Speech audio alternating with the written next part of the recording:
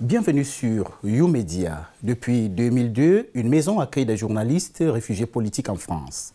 La maison des journalistes est un lieu de résidence provisoire pour ces exilés qui ont tout quitté pour sauver leur peau.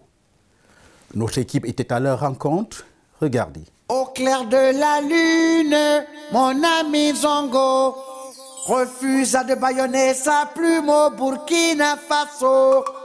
Et Zongo est mort, brûlé par le feu. Que justice soit faite pour l'amour de Dieu. Alors, la Maison des journalistes est une structure qui accueille et accompagne des journalistes exilés politiques, des journalistes qui viennent de différents pays, de pays où la liberté de la presse est menacée, où la liberté d'expression, la liberté d'opinion n'est pas respectée. Cet article, si on arrive à le retrouver, ça fait Samuel. Je suis journaliste d'origine africaine, spécialiste de la lutte contre la corruption. Je suis venu subitement en France après une enquête sur une corruption que j'ai menée autour d'un haut gradé de notre armée. Et dans la nuit du 30 septembre 2014 au 1er octobre, je suis arrivé en France dans le cadre d'une demande d'asile. Ce sont des personnes qui ont des cultures différentes, qui parlent des langues différentes, qui sont de religions différentes, mais au-delà de cette diversité, donc ils ont en commun l'expérience de l'exil et de la répression. Donc c'est par ce biais-là qu'on arrive à garder une sorte de cohésion dans cette maison. Certes, il y a cette diversité, mais tous les journalistes ont vécu la répression dans leur chair et c'est ce qui fait la spécificité aussi de la Maison des journalistes. Donc c'est vrai que c'est très corporatiste, mais ça nous permet justement de mettre en place un ensemble d'activités avec ces professionnels de l'information, puisque nous avons des journalistes, certes presse écrite, radio-télévision, mais de plus en plus de blogueurs, donc de net citoyens engagés qui font un vrai travail d'information qui tend vers une certaine objectivité. Donc maintenant, on parle plutôt de professionnels de l'information parce que c'est un métier qui a tendance à s'étendre à des personnes qui sont vraiment impliquées dans le travail d'information. Il s'agit d'une affaire d'amende, de maîtrise, d'un footballeur. Il est camerounais, oui, voilà. صامويل اللي كان كاميروني. Oui. يعني هذا المقال عن واحد من الكاميرون اسمها قضية صامويل. Mais je ne suis pas arrivé directement à la maison des journalistes, je suis arrivé à la maison des journalistes 3 mois après. Et voilà, j'imagine toute la galère que j'ai rencontrée pour avoir mes repères ici à Paris. La plupart de ces journalistes nous arrivent au gré de l'actualité des répressions dans le monde. Donc ils arrivent en fonction de la situation des conflits également dans le monde. Actuellement, on a beaucoup de Syriens, donc c'est assez révélateur de la situation du monde en matière de stabilité politique et en matière aussi de répression à l'encontre de la presse. Donc cette maison existe depuis 2002 et elle a accueilli depuis plus de 300 journalistes de près de 60 pays différents. Ça, c'est la salle de travail de la Maison des journalistes. Elle est dédiée à la SCAM. C'est un des partenaires les plus importants de la Maison des journalistes. Et voilà, on a dédié cette salle, la salle de travail de la Maison des journalistes, à ces partenaires. Toutes les salles, toutes les chambres de la Maison des journalistes sont dédiées à des partenaires de la Maison des journalistes. Donc on a des blogueurs, on a aussi des fixeurs. Donc j'ai des fixeurs et des journalistes reporters d'images, des JRI, qui sont souvent pris à partie dans le cadre de leur travail avec des journalistes français, par exemple, des journalistes occidentaux, entre guillemets. Ils font un travail d'information avec les journalistes étrangers qui viennent dans leur pays pour montrer au monde ce qui s'y passe. Donc, eux aussi, donc ils ont, ceux qui arrivent vers nous justement, donc ont fait l'objet dans leur pays de menaces, de persécutions, et nous on accueille également les fixeurs, les blogueurs dans notre maison, refuge en quelque sorte. En anglais, vous pouvez lire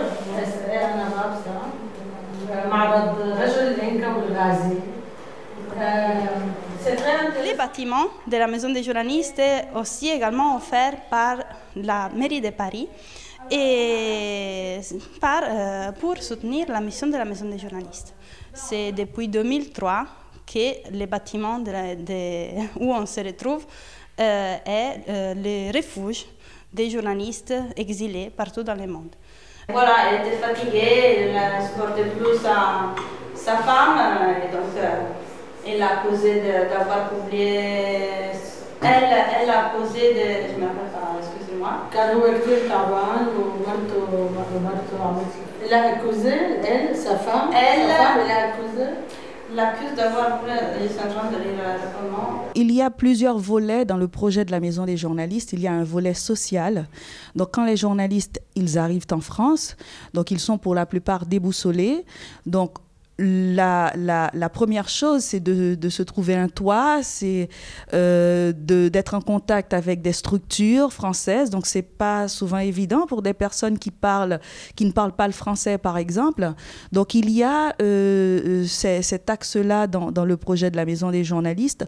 Donc, on aide les journalistes dans leur démarche administrative en vue de la reconnaissance du statut de réfugié politique qui est délivré par l'OFPRA, l'Office français pour la protection des réfugiés et apatrides. On les aide également à entrer dans le droit commun, à accéder à une couverture médicale, par exemple, et à commencer petit à petit leur insertion en France. Ça fait 13 ans que la Maison des journalistes mène sa mission.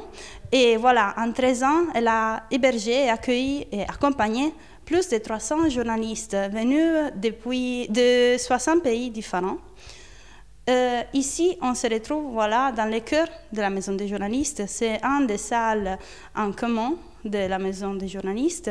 Et ici, on se retrouve pour les cours de français parce que les 65% des journalistes venus à la Maison des journalistes ne parlent pas français du tout.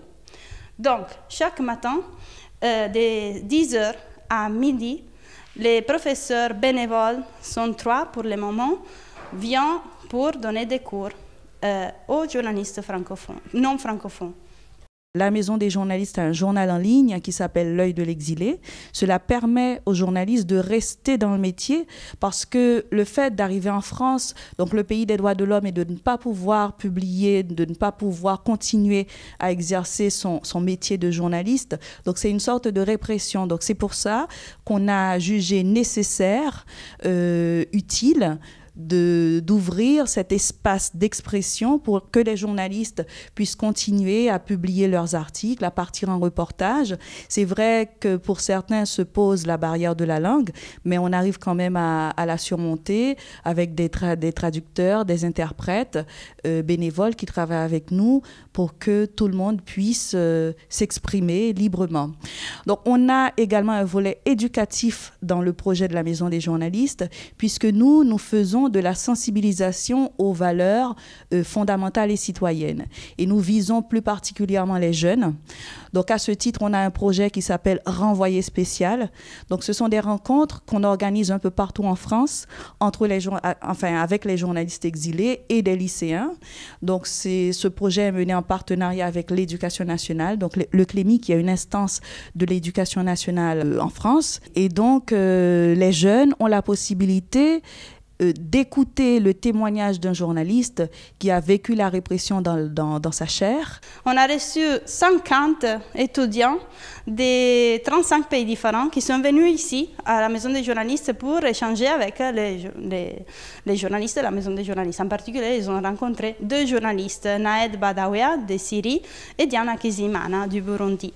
Donc c'est vrai que les jeunes ont accès à un ensemble d'informations, à la télévision, sur Internet, etc. Mais il y a des notions qui leur restent assez abstraites. Donc par son témoignage, le journaliste arrive quand même à les sensibiliser sur des valeurs comme la liberté d'expression, l'engagement citoyen, la liberté de la presse.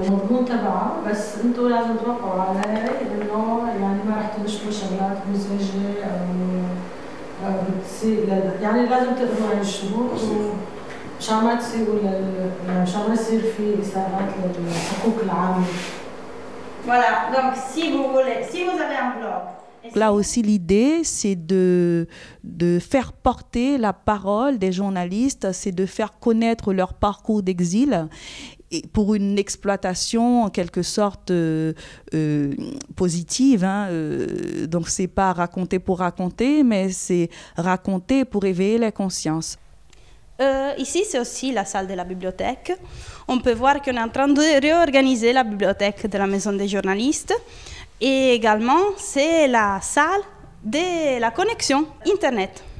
Ici, on se retrouve également pour les réunions de rédaction et également pour les réunions pour faire les points sur les activités et pour les vivre en commun. Voilà, on peut continuer. YouMedia fait une pause. La suite, dans un instant.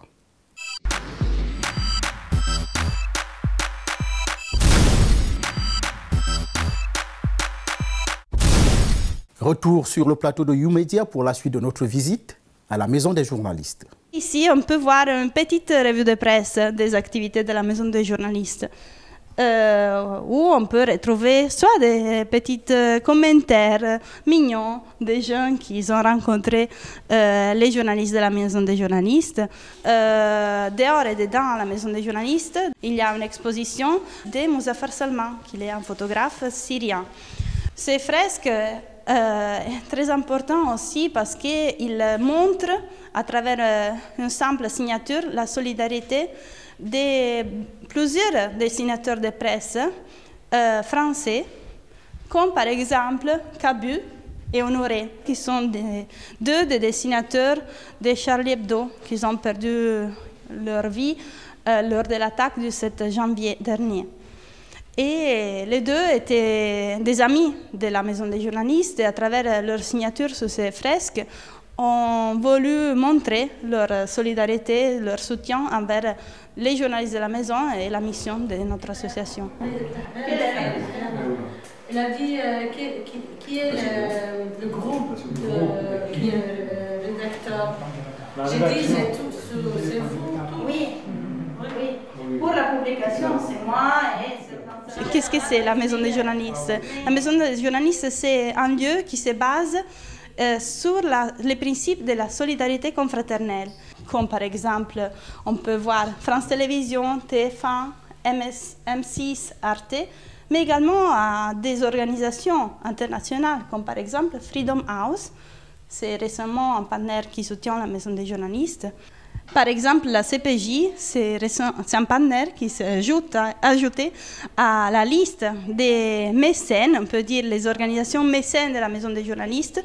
Et c'est une organisation qui, comme Reporters sans frontières, s'occupe de soutenir les journalistes, pas seulement dans les pays d'accueil, mais aussi dans les pays d'origine.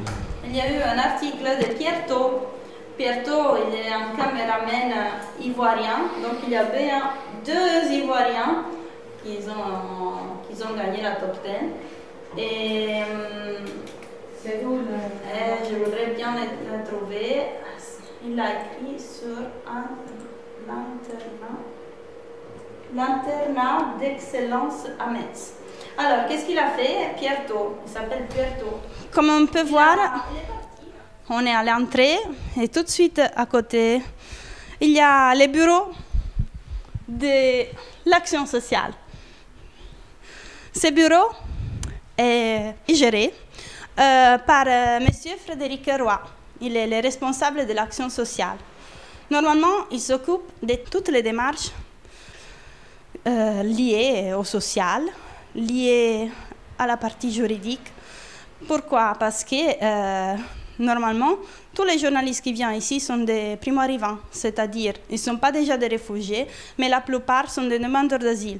Donc il faut leur enseigner et leur accompagner, soit en ce qui concerne la demande des statuts de réfugiés, donc les renseigner en ce qui concerne les contacts et les démarches à l'OFPRA et à la préfecture, mais aussi en tant que réfugiés, de leur aider pour la suite, après la Maison des journalistes, quand il faut trouver une solution de logement semi-temporaire ou qui c'est permanent, mais aussi leur aider pour une intégration à niveau professionnel. Au début de l'année, Anne Hidalgo, la maire de Paris, a dédié aussi un tweet à la Maison des journalistes en montrant son soutien. Et voilà, on l'a imprimé parce que c'est quelque chose de très important aussi. Le premier événement, c'est l'exposition L'Inca et le conquistador. Et ici, c'est le bureau de la communication. Et voilà. Bonjour. Ici, dans le bureau de la communication, on a 2 missions en particulier qui sont réalisées. La première, c'est la recherche des financements. Et Saïda Huseinova, elle est la chargée des missions fundraising et partenariat. Si elle veut dire quelque chose. Bonjour, Saïda. Bonjour. Pourquoi ton travail est si important dans une association comme la Maison des journalistes? Parce que nos actions sont très importantes. Il n'y a pas beaucoup d'associations. Et d'ailleurs, la Maison des journalistes, c'est une association unique au monde. C'est très important d'encourager la liberté d'expression et de soutenir des journalistes qui sont en danger. Et donc, nos actions sont très importantes. Et nous, on peut exister uniquement grâce aux subventions, aux dons. Et d'ailleurs, on remercie les médias qui nous soutiennent. C'est très important dans notre travail. Mais aussi, c'est très important de trouver davantage des aides, des subventions, des organisations qui peuvent nous soutenir dans notre travail. Ça fait en fait un an qu'on a le soutien de 2 organisations très importantes. C'est le Comité pour la protection des journalistes et Freedom House. Donc, exactement. On n'a pas seulement un soutien à niveau français, mais aussi international. Oui, international, bien sûr, c'est important parce que c'est un travail international aussi. Donc, il y a des organisations internationales, pas seulement en France, mais dans le monde entier qui soutiennent des actions. Comme tu as mentionné, Freedom House et CPJ. Donc, on fait notre mieux aussi de trouver de nouveaux partenariats qui soutiennent, qui font les mêmes travaux à peu près, qui correspondent à notre travail. Oui, voilà, c'est très important. Voilà, dans ce bureau, on peut trouver aussi la première stagiaire syrienne de la Maison des journalistes. Elle est ici depuis 10 jours. Elle va rester avec nous 2 semaines et s'appelle Naed Badaouia. Elle est une ex-résidente de la Maison des journalistes. Bonjour. Bonjour. Voilà, tu es ici, Naed, pour faire un stage, mais en fait, tu auras un stage bien plus important aussi au début de septembre. Oui, je vais faire un stage à l'AFP. C'est dans le partenariat entre la Maison de journalistes et l'AFP. J'ai réussi à avoir ce stage. Dans ce bureau, en fait, on s'occupe aussi des partenariats. Et voilà, qu'est-ce que ça veut dire? Que dans le cadre des activités de sensibilisation à la liberté de la presse, notre mission est aussi de donner la voix aux journalistes dans les médias français et internationaux. Et donc, on a signé récemment un partenariat avec l'AFP, l'agence France Presse, pour permettre aux journalistes de la Maison des journalistes de faire des stages dans le cadre de ce partenariat dans la rédaction de l'AFP. Naed sera la première journaliste, pas seulement stagiaire dans la Maison des journalistes, mais aussi stagiaire à l'AFP. Donc, la Maison des journalistes a besoin de tous les soutiens. Donc, elle existe jusqu'ici par la solidarité, la générosité des structures, mais aussi d'hommes et de femmes de bonne volonté. Donc, c'est très important pour nous d'être soutenus parce qu'on ne génère pas de profit, on n'a pas de fonds propres. Si on arrive à aider les journalistes, donc c'est grâce à des dons des médias, des dons de particuliers. Et nous, justement, on fait appel à la générosité des uns et des autres pour continuer à faire ce travail, pour continuer à accueillir les journalistes dignement, pour continuer aussi ce travail en faveur de la liberté d'expression, en faveur de la liberté de la presse. YouMedia, c'est terminé pour aujourd'hui. Merci de nous avoir suivis et surtout restez scotchés sur les programmes de YouBiz News, votre chaîne Info Musement.